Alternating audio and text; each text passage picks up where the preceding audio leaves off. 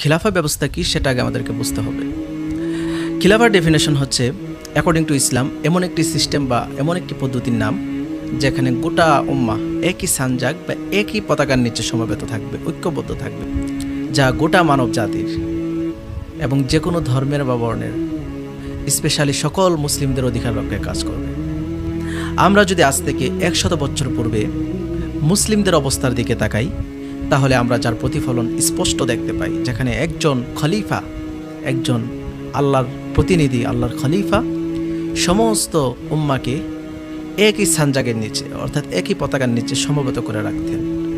খিলাফা এটা কোনো গতানুগতিক রাজনীতির মতো নয়। আমাদেরকে বুঝতে হবে যে এটা আমরা যে বর্তমানে রাজনীতি দেখতে পাচ্ছি আমাদের দেশে, খিলাফা এইরকম কোনো রাজনীতির নাম নয়, বরং এটি হচ্ছে আল্লাহ সুবহানাহু ওয়া তাআলার জমিনে ডিভাইন অর্ডার বাস্তবায়ন করার একটি মাধ্যম। এই ব্যাপারে আল্লাহ সুবহানাহু ওয়া তাআলা পবিত্র কালামে হাকিমের মধ্যে বলেন, ইয়া দাউদু ইন্না জাআলনাকা খলিফাতান ফিল আরদি ফাহকুম বাইনান নাসি বিল হক ওয়া লা তাত্তাবি'ল হাওয়া ফায়ুদিল্লাকা আন সাবিলিল্লাহ।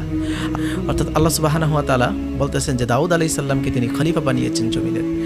আল্লাহ রাব্বুল আলামিন খলিফাতের উদ্দেশ্যে বলতেছেন ওয়া লা তাত্তাবি'ল হাওয়া ফায়ুদিল্লাকা আন সাবিলিল্লাহ।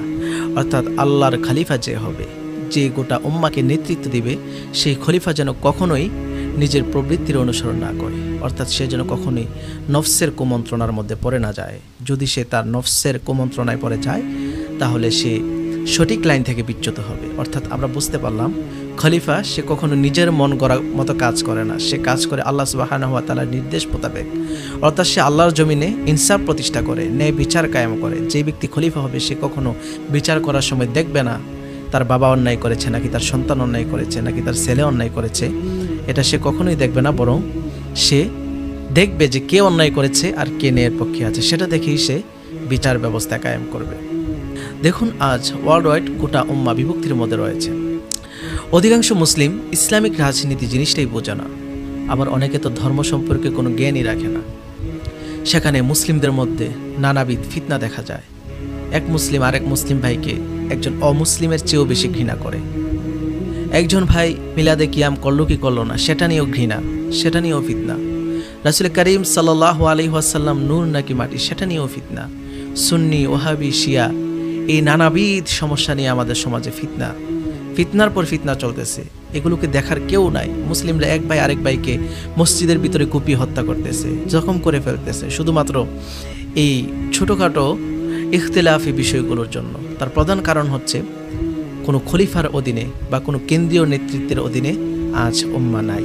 সেই জন্যই আজ গোটা ওয়ার্ল্ড ওয়াইড মুসলিমদের এই নাজেহাল অবস্থা। কিন্তু ইসলাম আমাদের থেকে কি চায়? ইসলাম কি এই বিভক্তি চায় নাকি ইসলাম আমাদেরকে ঐক্যবদ্ধ হতে শেখায়? ইসলাম আমাদেরকে ঐক্যবদ্ধ হতে শেখায় under one leader who guides the whole উম্মাহ। এই ব্যাপারে রাসূল করিম সাল্লাল্লাহু আলাইহি ওয়াসাল্লামের হাদিস শরীফ এসেছে, যা সহিহ মুসলিমের বর্ণনায়, মান মাতা লাইসা ফি উনুকিহি বাইআতান মাতা মাইতাতান জাহিলিয়াতান। অর্থাৎ যেই ব্যক্তি মৃত্যুবরণ করলো তার কাঁধের উপরে কোনো খলিফার বায়াত নেই, সে যেন জাহিলি অবস্থায় মৃত্যুবরণ করলো, জাহিলিয়াতের মৃত্যুবরণ করলো। আমরা এই হাদিসে মোবারকের মাধ্যমে দেখতে পেলাম যে একজন খলিফার কি প্রয়োজন, খিলাফা ব্যবস্থার কি প্রয়োজন, তা আমরা এই হাদিসে মোবারকের মাধ্যমে উপলব্ধি করতে পারলাম। আমরা যদি একটি কেন্দ্রীয় নেতৃত্বের অধীনে ঐক্যবদ্ধ থাকতে পারি তাহলে ওয়ার্ল্ড ওয়াইড মুসলিমদের এগেনিস্টে যেই কনস্পাইরেসি হচ্ছে সেখান থেকে আমরা মুসলিমদেরকে রক্ষা করতে পারবো, আমরা নিজেদেরকে হেফাজত করতে পারবো।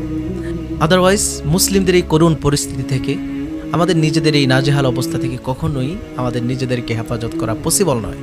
খিলাফার অনুপস্থিতিতে মুসলিমদের কি করুণ পরিণতি হচ্ছে তা আপনারা দেখতে পাচ্ছেন, যেখানে ফিলিস্তিনের মুসলিম ভাইয়েরা মার খাচ্ছে, আমার মায়েরা ইজ্জত হারা হচ্ছে, আমার বোনেরা ইজ্জত হারা হচ্ছে। প্রতিনিয়ত মুসলিমদের রক্তে ফিলিস্তিনের রাজপথগুলো রঞ্জিত হচ্ছে, গাজায় মুসলিমরা মার খাচ্ছে, পৃথিবীর বিভিন্ন জায়গায় মুসলিমরা মার খাচ্ছে। তার প্রধান কারণ হচ্ছে মুসলিমদেরকে নেতৃত্ব দেওয়ার মতো কোনো কেন্দ্রীয় লিডার নাই।